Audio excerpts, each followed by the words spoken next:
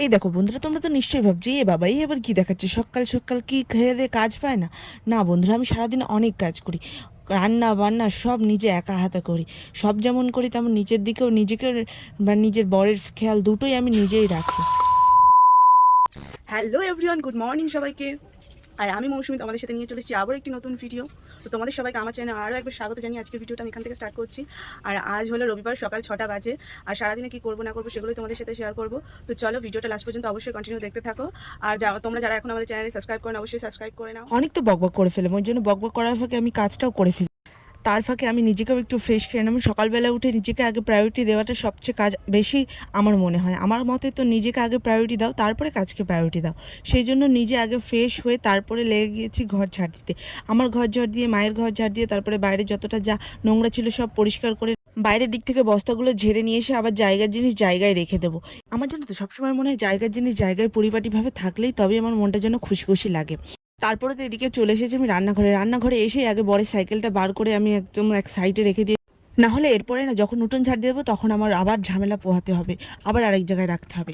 তারপরে এদিকে বকবক করতে করতে রান্নাঘরটাও ঝাড় দিয়ে পরিষ্কার করে নিলাম। আর এদিকে তো তোমাদের দাদাভাই ক্যামেরা নিয়ে কোন দিকে যায় ঠিক করে পায় না, তাই শেষ পর্যন্ত গাছের কাঁঠালগুলোই তোমাদেরকে দেখাচ্ছে। আর জানো তো গাছে বেশ কয়েকটা কাঁঠাল হয়েছিল, ইঁচড়েই সব আমরা খেয়ে নিয়েছি আর 4টে মাত্র রেখে দিয়েছে। পাকা যদি হয় কাঁঠাল তো তখন খাওয়া যাবে, কিন্তু সব মনে হচ্ছে খাওয়া হবে না, কারণ সব পোকা ধরে গিয়েছে। আর এদিকে তো দেখছো মেঘ করেছে, কিছুটা রোদ উঠেছে, সূর্য মামা তো উকি দিচ্ছে মেঘের ফাঁক দিয়ে। তা যাই হোক, এদিকে সব কিছু গল্প করতে করতে এদিকে আমার উঠোন ঝাড় দেওয়াটাও আস্তে আস্তে কমপ্লিট হয়ে যাচ্ছে। আর এই রাস্তাটা ঝাড় দিতে আমার এতটা রোদ লাগে কি বলবো তোমাদের। সকালবেলা উঠে যখনই উঠি না কেন তখনই প্রচুর টানা রোদ থাকে, আর রোদে তো মনে হয় মুখটা একেবারে ঝলসে গেল। যাই হোক, এই গরমের টাকফাটা রোদের ভিতরে আমাকে উঠোনটা ঝাড় দিতে হয়। তারপরে এখানে একটা তুলসী মঞ্চে একটা সুন্দর তুলসী গাছ পুঁতেছিলাম, সেটা তোমাদেরকে দেখালাম। আর এদিকে ছিল আমার ঝালের চারার বাগান। তো সেই বাগানটা তো অনেক নোংরা হয়েছিল, সেই জন্য পাতাগুলো সব আমি পরিষ্কার করে নিচ্ছিলাম। আর পেঁপে গাছে কবে পেঁপে খেতে পারবো জানি না, কারণ পেঁপেগুলো বড়ই হয় না। যখন থেকে দেখছি তখন থেকে এইটুকুই থেকে গেল। দেখছো তো বন্ধুরা, আমি সকাল থেকে কিন্তু বসে থাকি না, অনেক কাজ করি। উঠে আমার একা হাতে সব কাজ করতে হয়। তো শেষে উনুনটা লেপা বাকি ছিল, সেটাও আমি লেপে নেব। তারপরে থালা বাসন যা ছিল সব মেজে পরিষ্কার করে চলে এসেছি। এবার একটু চা খাবো। আমরা বাঙালি বস, আমরা তো একটু চা প্রেমী হবে। সেই জন্য দুধ দিয়ে একটু কড়া করে লিকার দিয়ে একটু দুধ চা করছি। আর আমি চাটা সবসময় গ্যাসেই করি, কারণ আমি একটুখানির জন্য উনুন ধরাতে একদম মন ভালো লাগে না, আর একটু ইচ্ছাও করে না। আর তোমাদের মনে তো এটা প্রশ্ন আসতে পারে, চাটা কি তুমি একা খাচ্ছ? দেবে না, কখনোই না। চাটা আমরা 3জনে খাবো। এটাতে আমার চা ছিল, তোমার দাদাভাইয়ের চা ছিল, আর মায়ের চা ছিল। 3জনের জন্য একটু কড়া করে চা আমি করে নিয়েছি। তো আমরা এখন চাটা খাবো। আর তোমরা আমাদের ভিডিওটা অবশ্যই লাস্ট পর্যন্ত দেখবে কিন্তু। আর তোমরা যারা এখন আমাদের চ্যানেলের সদস্য হওনি, অবশ্যই জলদি তোমরা যদি ইউটিউব থেকে দেখে থাকো তাহলে চ্যানেলটা সাবস্ক্রাইব করে নাও, আর যদি ফেসবুক থেকে দেখে থাকো তাহলে চ্যানেলটা অবশ্যই ফলো করে নাও।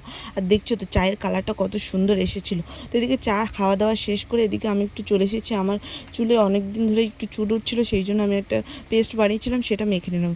তো কিছুটা এদিকে বাকি ছিল, সেটাও তোমাদের দাদাভাইয়ের এটাও একটু মাখিয়ে দিলাম। তারপরেই জানো তো একটা ভয়ঙ্কর ঘটনা ঘটে গিয়েছিল আমার সাথে। আমি ওই পেস্টটা মাথায় মেখে এদিকে ঘরের দিকে আসছিলাম, একটা তেলের বোতল নিয়ে গেছিলাম, তো সেটা আমি ঘরে রাখতে আসছিলাম। আর তার ঘরে রাখতে এসে দেখে আমার পায়ের পাশে একদম একটা সাপ ছিল। জানো তো আমি এত ভয় পেয়ে গিয়েছি, আমি খুবই ভয় পাই। এই যে দেখছো মায়ের ঘর, এই মায়ের ঘরে খাটের তলাতেই ফার্স্ট টাইম ঢুকেছিল। আর আমি তো প্রচুর পরিমাণে ভয় পেয়ে গেছি। এদিকে তোমাদের দাদাভাইও বাড়ি ছিল না, ও গেছিলো এক জায়গায়। সেই জন্য ভয়তে লাফ দিয়ে এক লাফে ঘর থেকে বেরিয়ে আগে তোমাদের দাদাভাইকে ফোন করছি, তুমি শিগগিরই বাড়ি এসো। কারণ ঘরে প্রচুর আমি ভয়তে ঘরের ভিতরে যেতেই পারছি না, এতটা ভয় লেগেছে, অনেকটা ভয় পেয়ে গেছিলাম। তারপরে তোমার দাদাভাই এখানে পান্তা খাচ্ছিলো, তো তখন তো এতটাই ভয় পেয়ে গেছিলাম যে ফোনে ভিডিও করবো, কিন্তু সেই সময়টাই মনেই আসেনি যে ভিডিওটা আমি করছি সারাদিন ধরে, যে তোমাদের সাথে শেয়ার করবো। এতটা ভয় লেগেছে। তারপরে জানো তো এই ঘরেও চলে এসেছিলো সাপটা। ভয়ের তাড়নায় আর কোন দিকে যাব কি করবো আমি কিছু বুঝতে পারছিলাম না। সে দৌড়ে বাইরে গিয়ে তোমার দাদাভাইকে ফোন করছে যে তুমি শিগগিরই বাড়ি আসো। বাড়ি এসে আগে সাপটাকে ঘর থেকে বার করে, এই যে দেখছো চারিদিকে পুরো তন্ন করে খুঁজে বার করার চেষ্টা করেছে। যে কবর বার করাচ্ছে সে কবর ঘরে ঢুকে যাচ্ছে। কি আর করবো, ভয়তে তো আমার পুরো কি বলবো, ভয়তে তো আমার গলা টলা সব শুকিয়ে আসছিলো।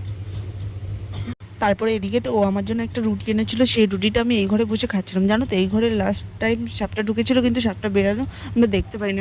অনেক খোঁজাখুঁজি করার পরে সাপটাকে আর দেখতে পাইনি।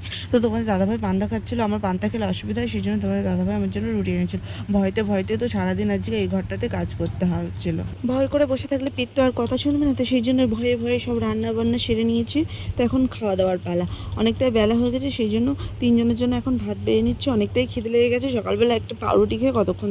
দাঁড়াও, আমি তো এখন ভাত খাবো না, আমি তো আমার জন্য আরেকটা জিনিস রেডি করে রেখেছি। আর এদিকে দেখো, ভুলেই গিয়েছি যে আমি তোমাদের দাদাভাইদের খেতে দিচ্ছি। তো কী রান্না করলাম সেটা তো তোমাদেরকে দেখানো হলো না। তো আমি আজকে করেছিলাম ভাত, আর এদিকে ছিল আলু ভাজা আর বেগুন ভাজা। গরমের দিলে সিম্পল রান্না, এর থেকে ভালো কিছু আর খুঁজে পেলাম না। ভেবো না যে আলু ভাজা আর বেগুন ভাজা দিয়ে ভাত খাবো, আরও একটা জিনিস আছে। তার মধ্যে তোমাদের দাদাভাই দেখো নিয়ে হাজির হয়ে গেল। তো দেখতে পাচ্ছ আমার জন্য এই স্পেশাল জিনিসটা আমি রেডি করে রেখেছি। ভাতের বদলে দুপুরবেলা আমি এখন এটাই খাবো, কারণ এটা ছাড়া আমার এখন অন্য কিছু খেতে ইচ্ছা করছে না। সেই জন্য আমার এখন এটা খেতেই হবে। আর এদিকে তোমাদের দাদাভাই আর মাকে আমি ডাল দিয়ে ভাতটা দিয়ে দেবো।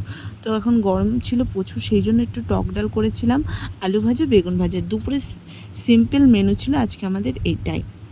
আর এদিকে তো সন্ধ্যা হয়ে গেছে। সন্ধ্যাবেলা কি বলবো, আজকে সারা সন্ধ্যাটা কারেন্ট ছিল না, কী যে গরম ছিল, বাইরেই বসেছিলাম। সেই যে বিকালবেলা কারেন্ট গিয়েছে, কারেন্ট তো আসছিলই না। প্রায় 8টা-9টার দিকে কারেন্ট এসেছে।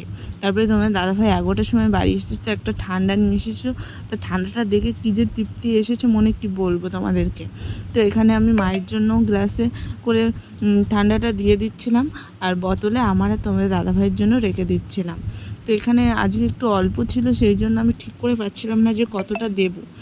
আর এদিকে তো আমি ঠান্ডা দেখে কি ওয়েট করে থাকতে পারি, ওই জন্য মায়ের জন্য নিয়ে আমি এক ঢোক খেয়ে তারপরে মাকে দিতে যাচ্ছি।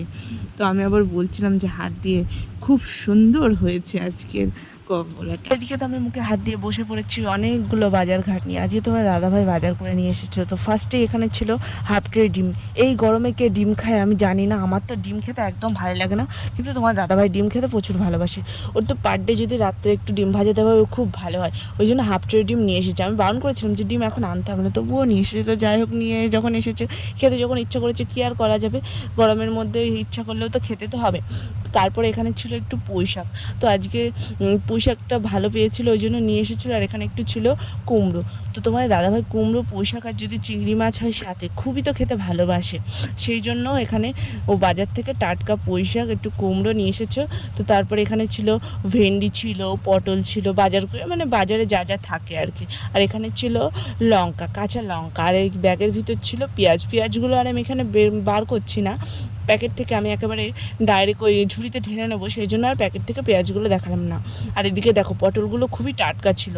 আর এই যে দেখছো সবগুলো প্লাস্টিকে ভরে নিয়ে এসেছে। তো এখন আমার কাজ আরও বেড়ে গিয়েছে। এই রাত 11টার সময় বসে এখন আমার সব প্লাস্টিক থেকে বার করে সাজিয়ে গুছিয়ে রাখতে হবে। তো সেই কাজগুলো করতে আমি লেগে গেলাম। তো তারপরে এদিকে তোমার দাদাভাই ডিম ভাজা খেতে খুব ভালোবাসে, তো সেই জন্য ডিম নিয়ে চলে এসেছে। তো কী আর করা যাবে, ডিমটা আমাকে এখন ভেজে দিতে হবে। তো সেই জন্য 2টো ডিম ভেজে নিয়েছি। আমি আর ডিম খাবো না, ওই জন্য 2টো ডিম ভেজেছিলাম। তো 2টো ডিম ভাজা করে ভাত দিয়ে দেবো মায়ের। আগে প্রথমে মাকে ভাত দিয়ে দেবো, তারপরে এখানে ছিল একটু দুপুরবেলার আলু ভাজা। তো এখানে 2টো ডিম ভেজে আমি তুলে নিলাম। তো এখানে মায়ের ভাতটা আমি রেডি করে নিয়েছি। তো আজকের ভিডিওটা এই পর্যন্তই। ভালো লাগলে অবশ্যই একটা লাইক, কমেন্ট অ্যান্ড শেয়ার করে যেও। আর এরকম নতুন নতুন ভিডিও পেতে অবশ্যই চ্যানেলটা সাবস্ক্রাইব করে নিও, ফলো করে নিও। সবাইকে ভেরি গুড নাইট। দেখা হচ্ছে আবারও কোনো একটি নতুন এরকম ইন্টারেস্টিং ভিডিওতে। তাহলে সবাই ভালো থাকবেন, নিজেদের খেয়াল রাখবেন, সুস্থ থাকবেন। আর দেখা হচ্ছে নেক্সট কোনো একটা এরকম একটা ইন্টারেস্টিং ভিডিওতে। Tata, bye bye.